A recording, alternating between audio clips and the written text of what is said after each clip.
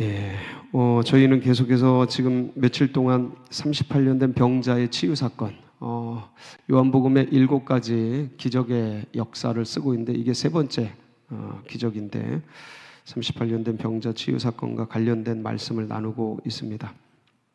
오늘은 예수님께서 이 치유한 사건이 안식일에 일어나게 됩니다. 그래서 이 안식일과 관련돼서 이 바리새인들이라고 할 수 있죠. 유대인들과 이제 어떤 논쟁, 안식일 논쟁을 하면서 벌어졌던 말씀 중에 그런 말씀이 있었습니다. 아버지께서 일하시니 나도 일한다라는 그런 말씀. 이게 이제 사실은 이게 요 말씀만 똑 떼놓고 보면 아버지께서 살아계시니 나도 살아있고, 아버지께서 원하시니 나도 원하고, 아버지께서 역사하시니까 나도 역사한다.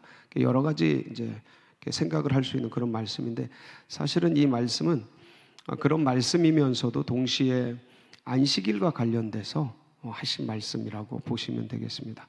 안식일에는 모든 게 멈추지 않습니까? 근데 38년 동안 병에 묶여 있고 어둠에 묶여 있고 죄에 묶여 있는 이 병자를 주님께서 이제 치료하시는데, 그 어둠에 묶여 있는 영혼을 구하는 일이 안식일이라는 제도보다, 안식이라는 법보다 더 우선적이고 더 긴급하다. 그래서 아버지께서 영혼을 구원하기 위해서 지금도 일하신다라는 뜻이에요. 그래서 안식일이라는 제도에 묶이지 않으시고 율법이라는 법에 매이지 않으시고, 주님은, 하나님 아버지는 영혼을 구원하기 위해서 쉬지 않고 일하신다. 그래서 나도 일한다라는 거예요. 그 말뜻으로 이해하시면 어디에도 매이지 않고, 그러니까 어떤 민족, 혈통, 뭐 어떤 피부 색깔, 소유의 다소, 남자, 여자, 뭐 빈부, 귀천, 남녀노소 이런 거 따지지 않으시고 하나님이 영혼을 구원하기 위해서 죽어 있잖아요. 그렇죠? 살았을 때 죽은 자들을 살리기 위해서 아버지께서 일하신다. 그거를 누가 아는 거예요? 예수님이 아시는 거예요. 그러니까 나도 일한다. 요 말씀이 정확하게.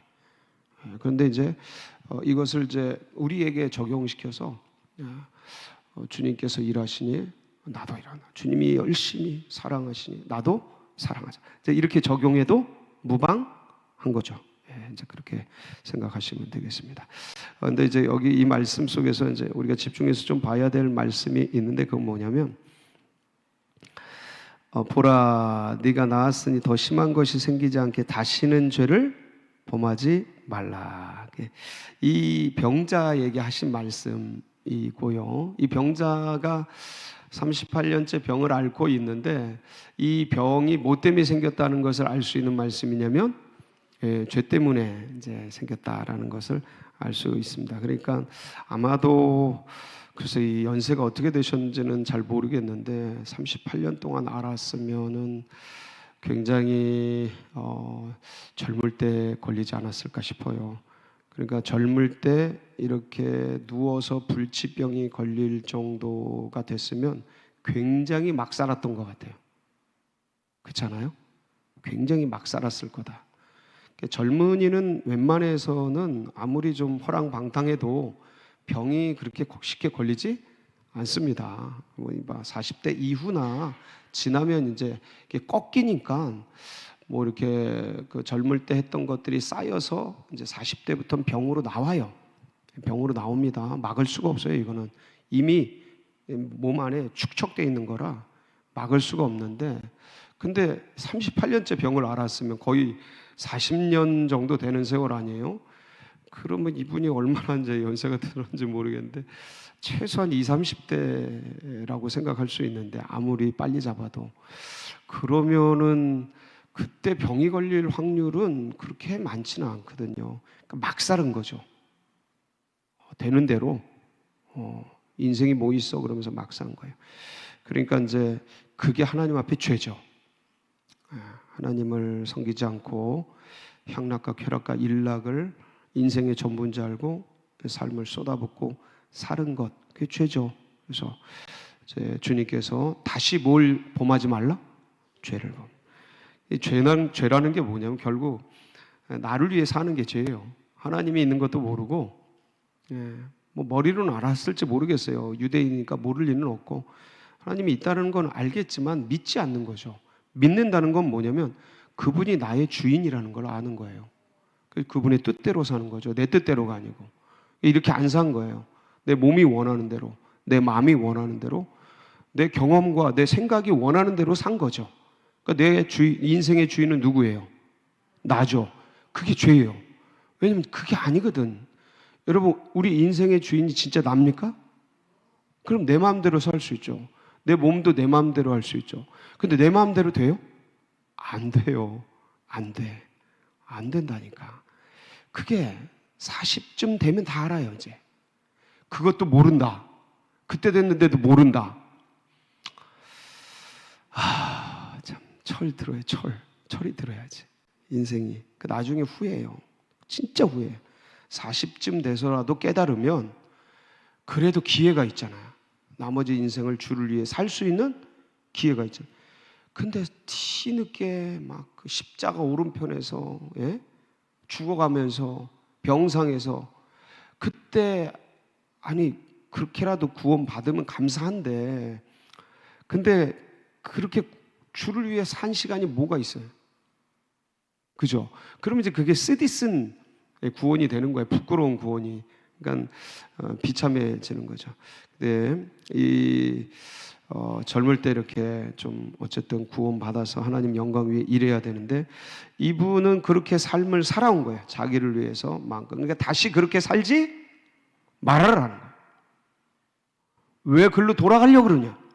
절대 글로 돌아가지 마라. 그러니까 네 침상을 들고 걸어가라.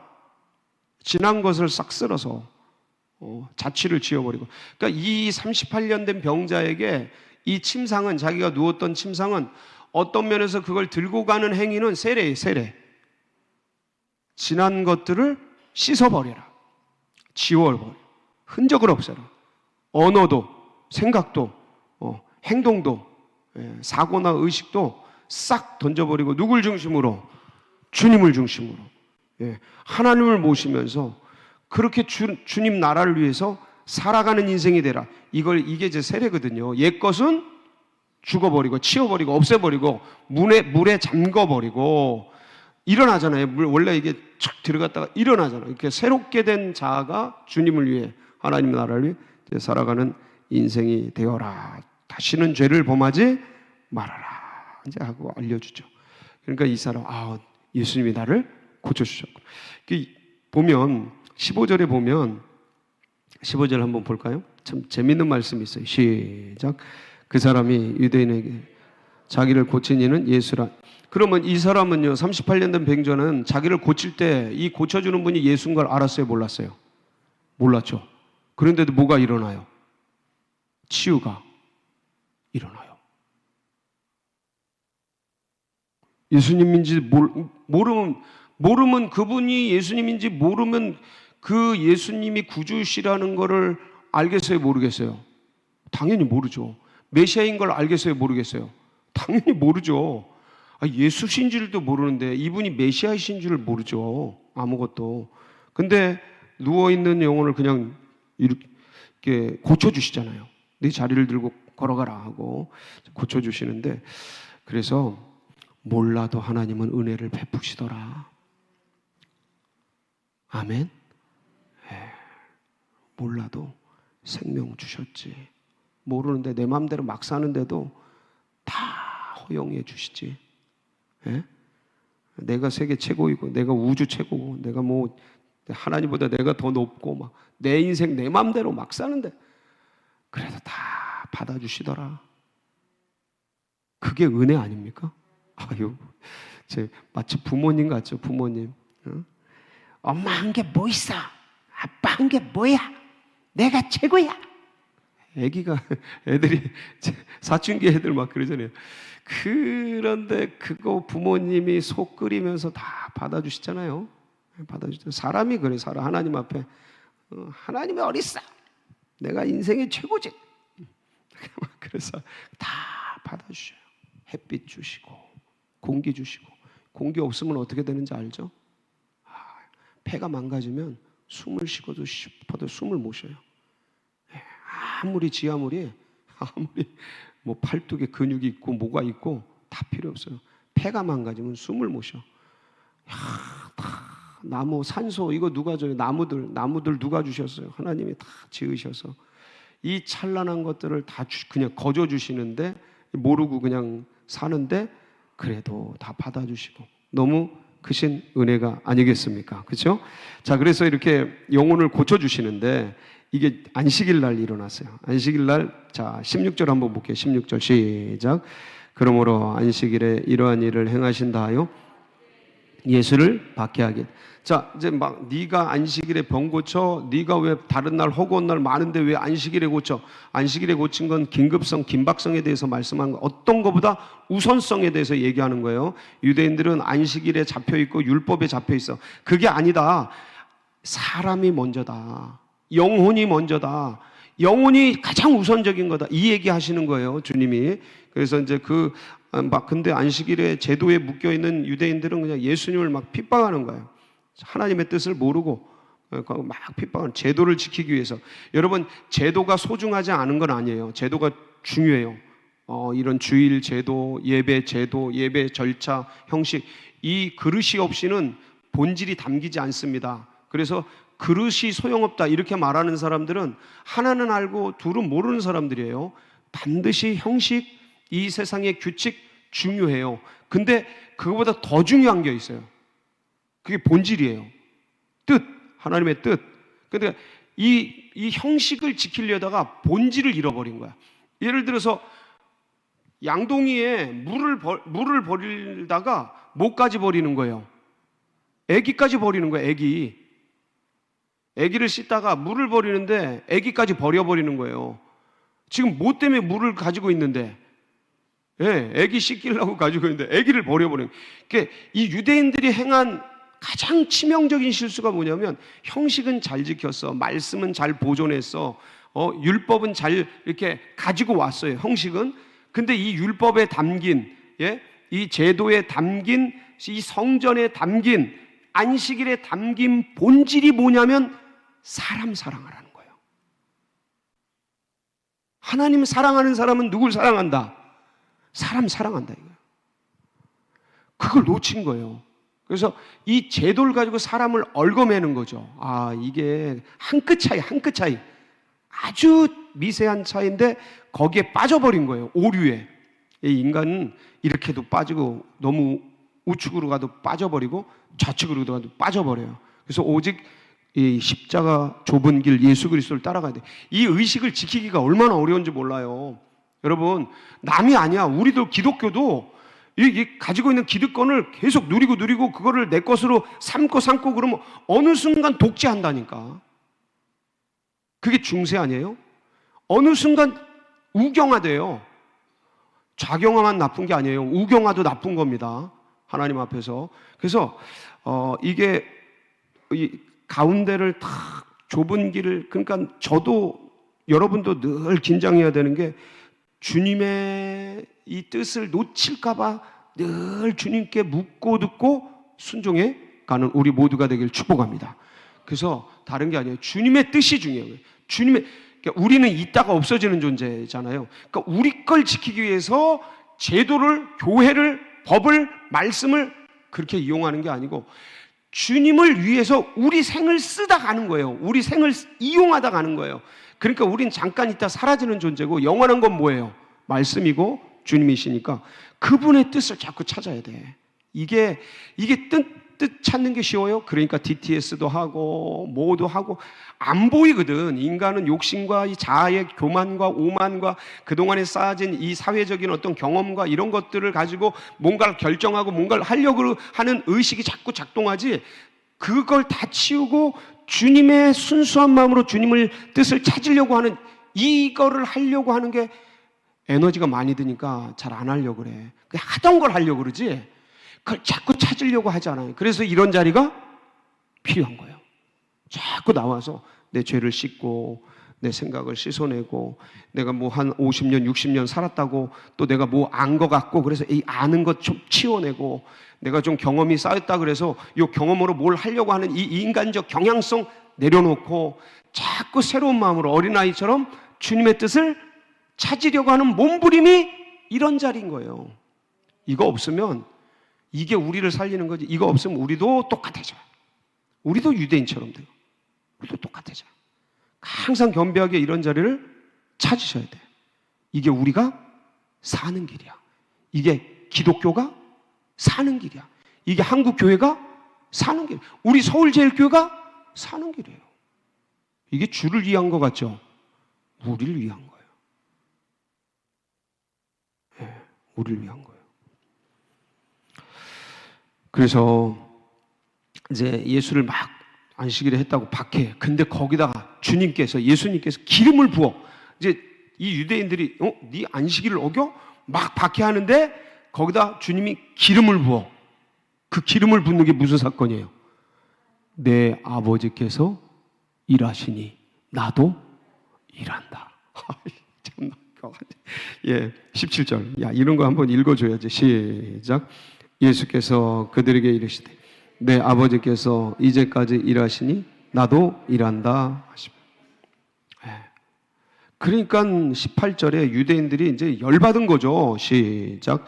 유대인들이 이로 말미암아 더욱 예수를 죽이고자 하니 이는 안식일을 범할 뿐만 아니라 하나님을 자기의 친아버지라 하여 자기를 하나님과 동등으로 삼으심이로라.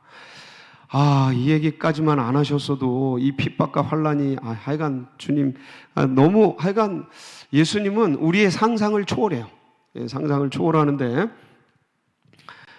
예수님의 아버지가 하나님 아버지잖아요. 그러니까 이게 틀린 말이 아닌데 유대인들이 듣기에는 뭐예요 이거? 너무 황당한 거지.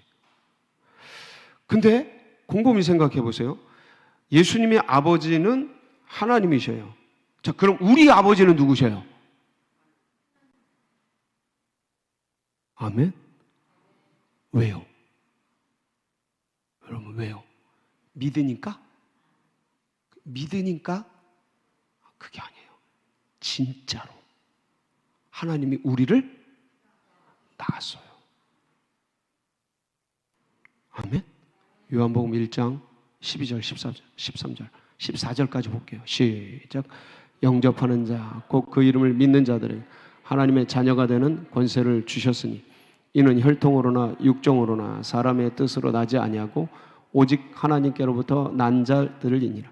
말씀이 육신이 되어 우리 가운데 거하시 우리가 그의 영광을 보니 아버지의 독생자의 영광이요 은혜와 진리가 13절 보면 자 보여 우리가 하나님의 진짜 아들인 참 아들인 이유 오직 하나님께로부터 난 자들.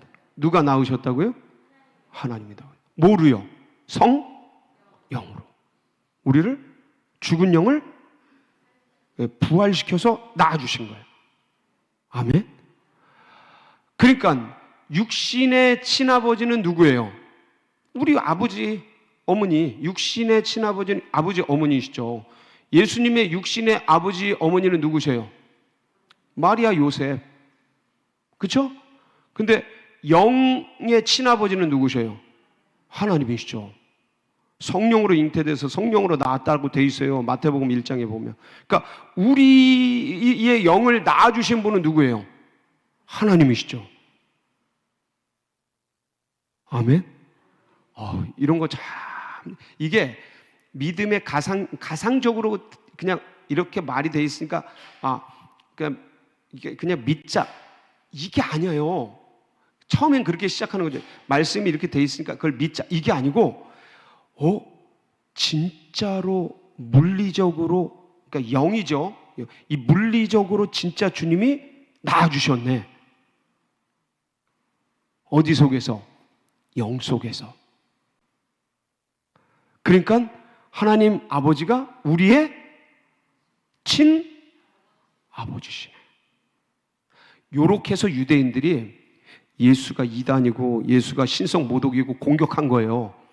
나도 공격당할 것 같아.